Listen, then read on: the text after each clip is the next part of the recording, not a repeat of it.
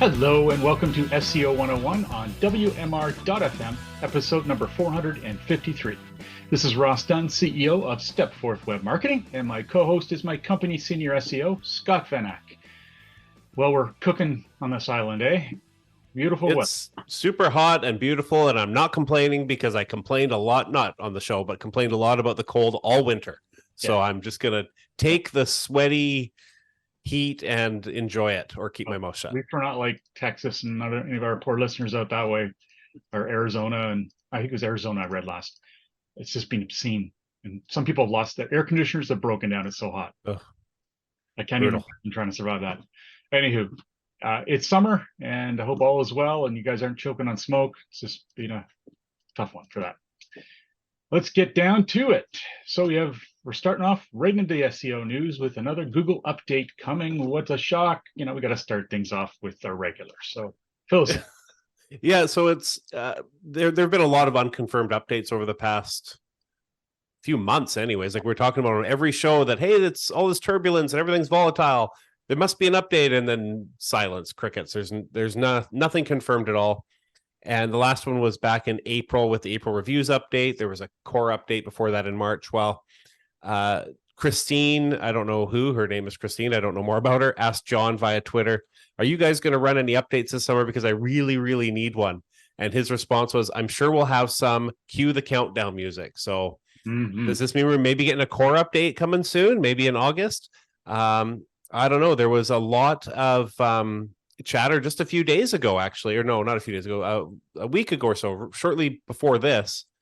And it looked like there was an update again, and nothing was confirmed. And then a couple days later, John says, well, there might be one coming. So I don't know. I don't know what's going on. Maybe they're going back to their hidden days of no transparency or something, but who knows? They probably don't have anything like formally scheduled, and they don't like to talk about it sometimes too. It's knowing, well, based on what we've seen so far from John, it's more like, yeah, there'll be something. Yeah, so look out for it. Something big, probably a core update in August or maybe early September would be my guess, but who knows? Time will tell. All right. So one of the things we talked a lot about, as I'm sure everyone else has experienced online, is AI content.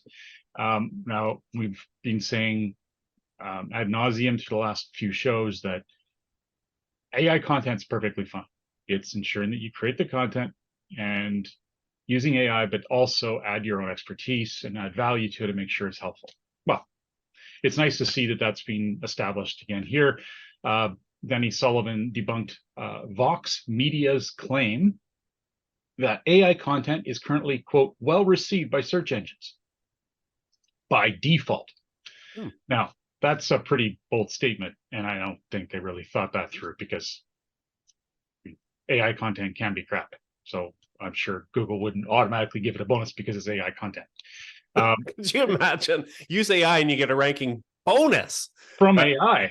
Yeah, could you imagine? Yeah. DeepMind likes its own. Well, Danny went on to clarify what's logical, and that is that Google doesn't care if AI or a person created the content. It's just that it is helpful. And that's great. I love that. And it's, again, logical. I love when Google's logical. Most of the time, it's based on that. But, there's just sometimes we've covered before where it's just like, what the F? Anyways, this is good. Danny does refer to a Google guidance article on AI content, which we've got a link for in our show notes coming up. Again, I mentioned the last show, there's going to be a big revamp to our show notes. I'm just finishing off the process for that to hand off to my assistant who handles that. So hopefully we'll have the new show notes out very soon, which will include that link. Now, what's going on with the Google Search Console? So Barry had actually reported recently that the number of inbound links to your site, as reported by Google Search Console, has been dropping drastically over the years. And even recently, he said that the number of links reported by Search Console have been cut in half for him. If we go back to 2018, they've been cut by 90%. They're showing 10% of the links, and they just keep getting cut and cut and cut. And the reason I bring this up is I don't know how many listeners rely on Google Search Console for their inbound linking data. I really don't use it much at all. Sometimes I'll check there if I'm troubleshooting something or what have you. But the other tools out there just do such a better job of identifying what links you actually have, like SEMrush, Majestic, Ahrefs, what have you. And it's interesting that Search Console would be cutting them back so much. John Mueller has noted that they're just not focusing much on that anymore. So I don't know what that means. Google still cares about links, obviously, but they're just making it harder and harder for you to see what inbound links you have without third-party tools. Google's a bit schizophrenic. It's all over the place. Who knows? Next month they might implement a tool that's great for links. Who knows? Yeah, no kidding, right? It doesn't make any sense. That's where the logic falls apart. But yeah, I mean, SEMrush, Majestic, Ahrefs, like you said, great. And if you're doing a really intense competitor analysis or your own analysis, don't use just one. Use multiple, because they all have their own indexes, and there's such a big internet out there that they can only scour one part of the internet, what it turns out to be a portion of it. So by combining the three data points and then filtering out duplicates, you'll get a much better result. So keep that in mind. It's not easy because they have both different systems, and you'll get different columns and blah, blah, blah, and all that stuff within your spreadsheets, but it can be done, and it is much cleaner. And you'll get a lot more out of it. All right, now there's a new indexing bug. I didn't rate this one, so fill us in. Yeah. So, of course, there's always a bug. We always talk about bugs lately. Google actually acknowledged on July 10th, that there was an issue with Google News and indexing Google News stuff sites. The bug actually lasted 3 weeks from June 21st to July 12th. So if your site relies on a lot of Google News traffic, you may have seen a big drop in numbers during that time. So if you do see that drop, don't panic. It was a bug on Google's part. Hopefully you didn't panic at the time and start changing your site around and react, which actually is a good reminder. Never do that. If you see your rankings plummet, don't react too quickly, because sometimes they are bugs. Mm-hmm. Bugs happen even in the regular organic SEO. And then if you react to it and then they fix the bug, now you're in trouble. You can maybe just roll it back, or who knows, I guess, depending on what you do. Google noticed on July 10th. So that's, almost 3 full weeks after the bug, they actually discovered it and implemented a fix a couple days later. So that seems like a long time for a bug to be active, 2 weeks before they discover it. But you think that it was pretty big, it sounds like. It sounds like a lot of sites were affected. But yeah, I can't even fathom what they have to deal with there. I guess their dockets are pretty busy, Well, and how much data do you need before you detect a bug? It's hard to say. I mean, I'm sure they're always getting people saying, there's a bug, there's a bug, there's a bug. Fair enough. I don't know. I would love to know how they do it. It'd be fascinating. That's where tours of Google would be just the coolest, just to learn that stuff. They don't have to give away SEO secrets. I'm just fascinated with how they manage all that information. It'd be so cool. Well, we're going to take a quick break. When we get back, we're going to talk about the related search operator, WordPress 6.3, a whole bunch of stuff. So talk soon. SEO 101 will be back right after recess. Welcome back to SEO 101 on WMR.FM, hosted by myself, Ross Dunn, CEO of Stepforth Web Marketing, and my company senior SEO, Scott Van Ack. All right, so Google has confirmed the related search operator is going away. Now, what did it do? The related search operator was designed to show websites that were related to your entered URL. What's related to stepforth.com, or what's related to globeandmail.com, or whatever. And it was very simple. It just used, you just put related with a colon before your website address with, the full HTTPS : your address. And it was, we used it a fair bit back in the day. I'm not sure. Have you used it recently at all, Scott? I haven't. Recently, no. I actually had to look it up again. It's been so long since I've used it. I remember we used it with competitor analysis. We used it for just general research. but I can't remember how long ago it's been since I used it. It all kind of blurs. Anyway, why is it going away? Well, Danny says, quote, it hasn't really worked that well for some time, as in some cases the information was dated, unquote. He went on to say that it's rarely used anyways, but that potentially we might revisit another way to show this type of info in the future. There's a quote there. So who knows? Again, we might have the best solution coming. Who knows? These days, there's actual sites devoted to related content. So you can say, relate to this website, and you all of a sudden get this list of sites that say other sites related to. It's crazy. There's tons of stuff out there. So I guess it's not a big urgent thing, and they probably are see that being fulfilled by other people. Yeah. All right. What's going on with WordPress? Yeah, so this is kind of fun. Upcoming August in a few weeks, not 2024, 2023, August. WordPress 6.3 is going to work to help improve LCP scores, largest contentful paint. So this is related to Core Web Vitals. We've definitely talked a lot about Core Web Vitals in the past, and we probably will talk more in the future.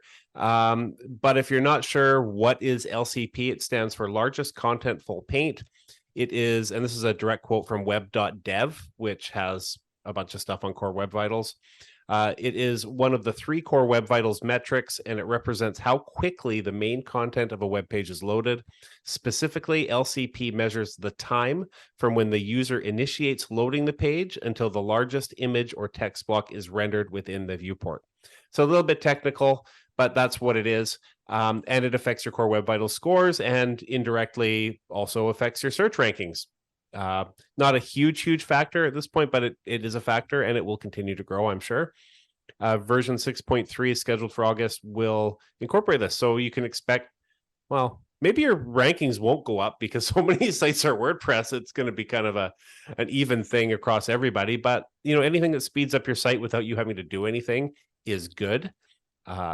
It will also, if you have custom stuff going on in your WordPress site and you're worried that this will break your customization, they do note, WordPress notes that version 6.3 will not override related custom optimization. So I don't know how they can do that for sure, but they say that you don't have to worry about it. So if you have a really good programmer, or you are a good programmer and you've been in there and really working hard for top Core Web Vital scores, this should not make it worse. If it does, hey, write us on our Facebook group. I want to hear about it, because that would be definitely interesting to talk about that if it breaks things for you. So, yeah, I would imagine, I mean, you were saying it could probably just happen to everyone across the board or help, but I'm not sure it would. I wonder if it only really helps if you're using Gutenberg, their own built-in editor, or maybe it helps you more with that, but some of the changes will help some of the underlying issues that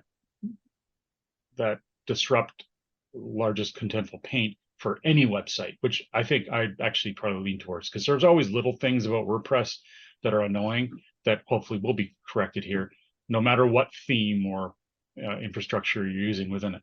That's interesting. That's good. Well, I also saw something just the corner of my eye, I think yesterday, about it actually overhauling the look and feel of WordPress too in this latest update. So we'll see whether that's the case or not.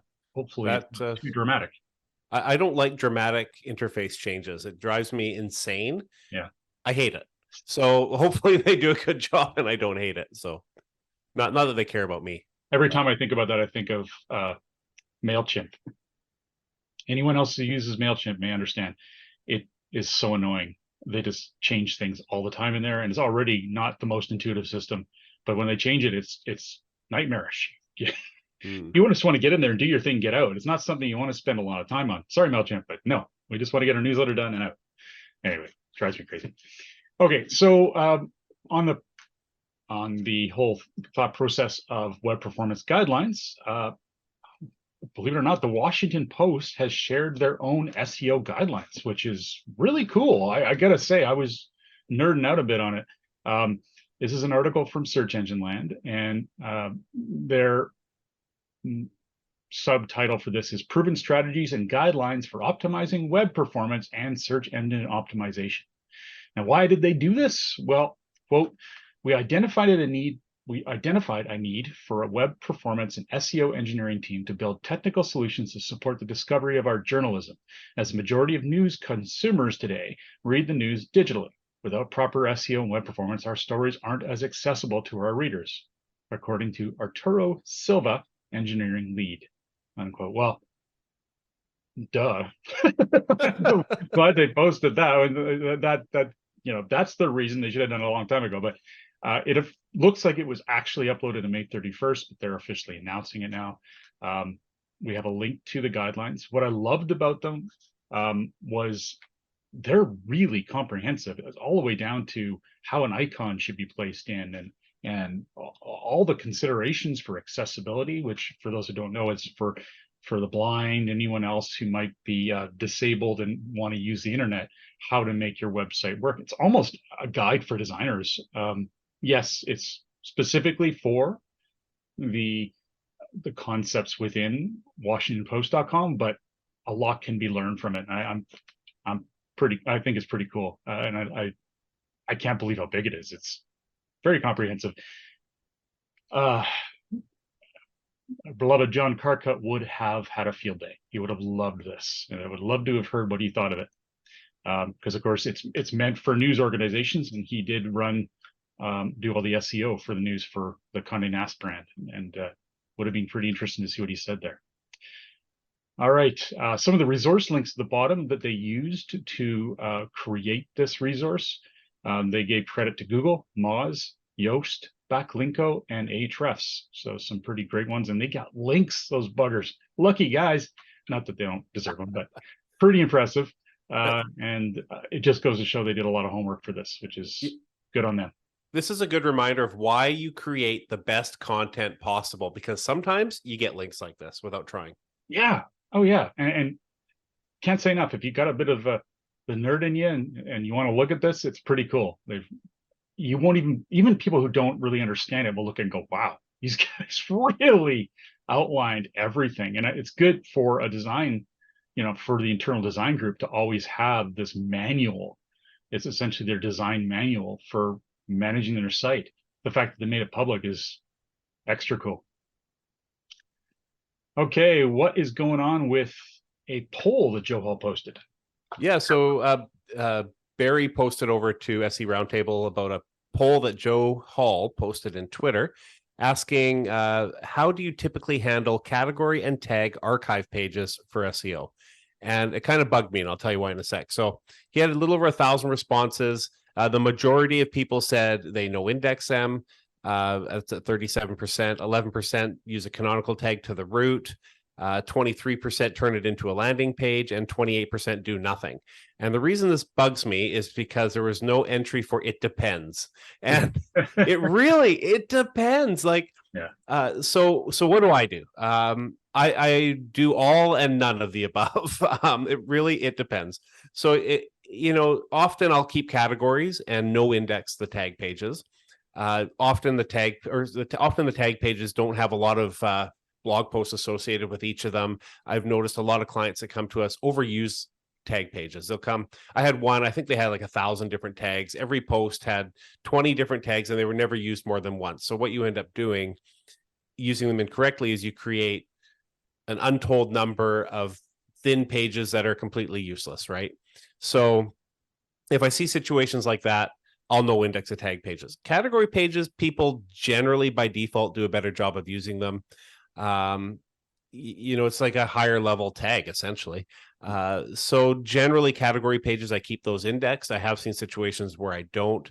But again, it depends on the amount of use each tag and category gets. So for example, if there's too much use of a single category or a tag, it can create duplicate content on those pages, right? You end up with 10 pages, 10 different tags showing the 10 same blog posts. Well, what's the point of that? It doesn't matter. So in that case, we'll probably block them. The same is true if you don't have enough content. If you have one tag or one category for every page and you're not duplicating them with other categories or tags, other blog posts, you end up with a bunch of thin content where you just have, one blog post showing on each category tag. So in that case, block those as well. So then it comes down to if they're being used well. If you have a good assortment of highly relevant posts under each category or tag, then you probably want them indexed. More often than not, categories I find are good. They're good to keep up. Tags, rarely do I see tags being used in such a way that they're worth keeping. So yeah, it depends. Like, look at them. Do you think the category page makes sense to have it? And sometimes you might want to turn it into a landing page. You might want to add more content that's sticky on that page, or call to action, depending on how you're utilizing those category pages. Often people will use them as a top level menu items on their site, depending on how they're utilizing their blog. That's not just a straight blog. Maybe they're talking about, their service pages or their product pages are being put up as blog posts, and then they're organizing them through categories. I see that a lot, and there's nothing wrong with that. But as a default rule, if you no index them, that's kind of a problem, right? So don't just go into your Yoast settings and say, oh, category pages, no index, unless you know for a fact that you need to. Make sure you look at your site. You probably know, but some people might not know that. They're going to see this poll, oh, they should be no indexed, and not understand how their designer built the site. They automatically block it, and then they come to us wondering why they don't rank. And well, you gotta click that button right there, and suddenly you'll start ranking again. That'll be 62 hours consulting, please. No, I wouldn't do that. But Well, one of the things we have run into in the past, I know it's less common now because thankfully it's not defaulted anymore, but you could have the entire post show up yeah, in these category pages instead of just a snippet that leads to the main content. And that was a nightmare for duplication. I still see it, but mostly with outdated sites. Correct me if I'm wrong, but when WordPress is loaded now, I think by default it only shows a snippet, right? well, yeah, I haven't seen, when doing an audit or anything, I haven't seen the full post showing up in ages. Yeah. I do run across it in life sometimes, and it does happen, but it's pretty rare. It's to the point now, when I do an audit, that's not even something I check for anymore. No. Because it just doesn't. If I see it, I'll report on it, but and I'll have the read more. You need to have the read more, learn whatever, but it just doesn't really happen anymore. WordPress fixes it for us. Yeah, within the last year, I know I've run into it. Again, it's usually outdated sites, but we get a lot of outdated sites coming to us. Yep. People with outdated sites that need help. Those things are fun though. They are.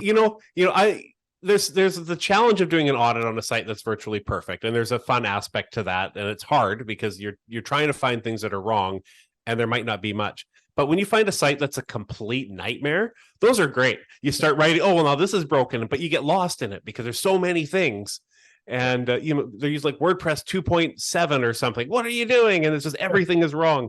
And I love those. The way they weren't hacked, they are still.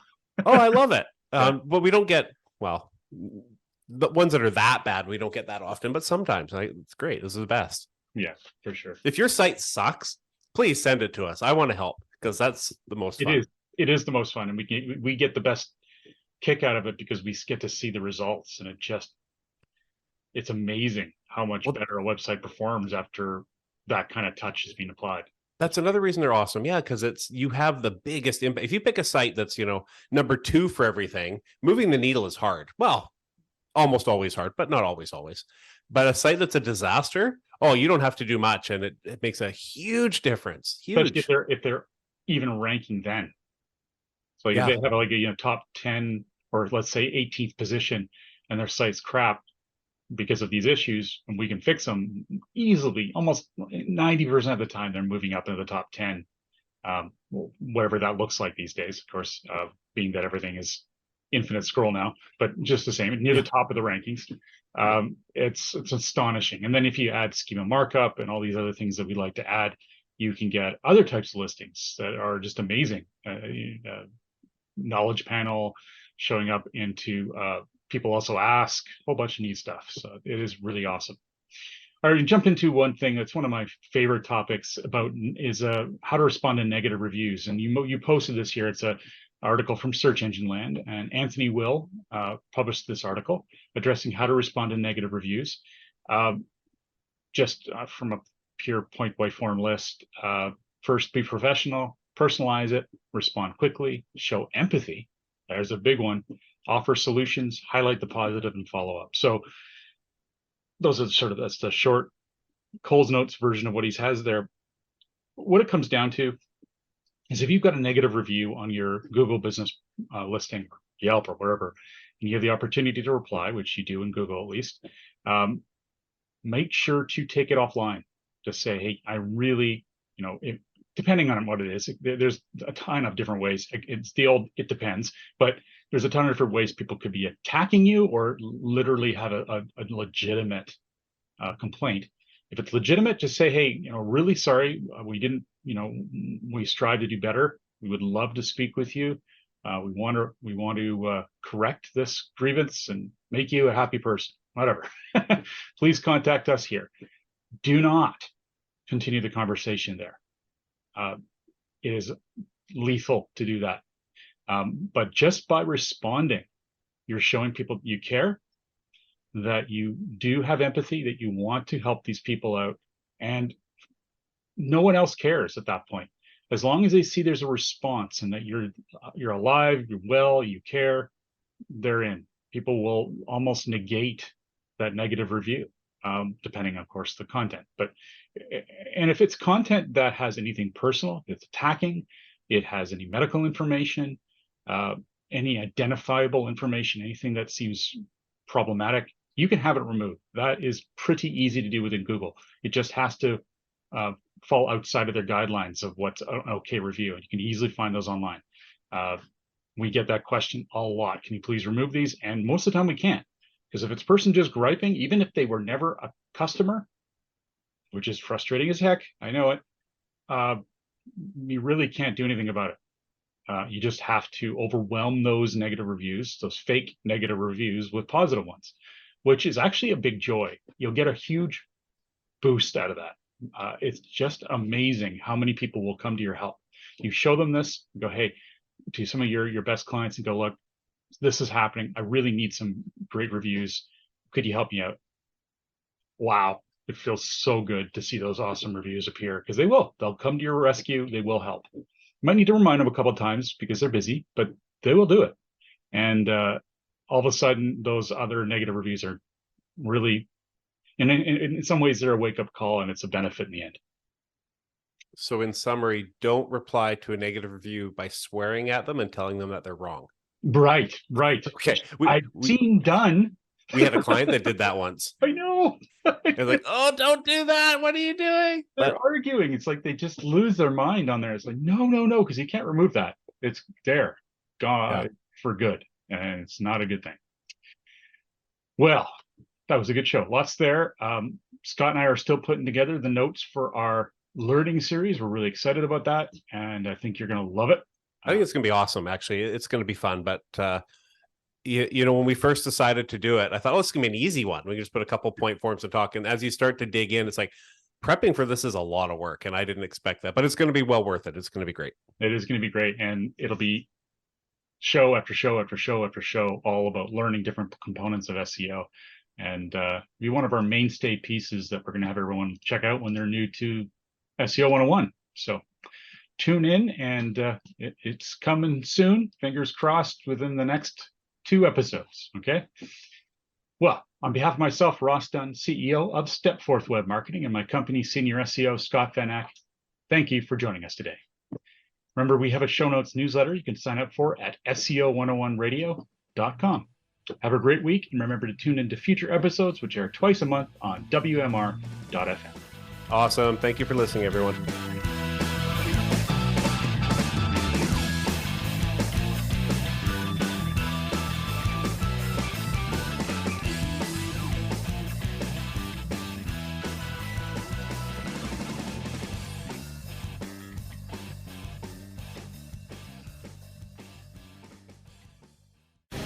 The opinions expressed on this program are those of the guests and hosts and do not necessarily reflect those of WebmasterRadio.fm's management or sponsors. Any rebroadcast or redistribution without authorized consent of WebmasterRadio.fm is prohibited.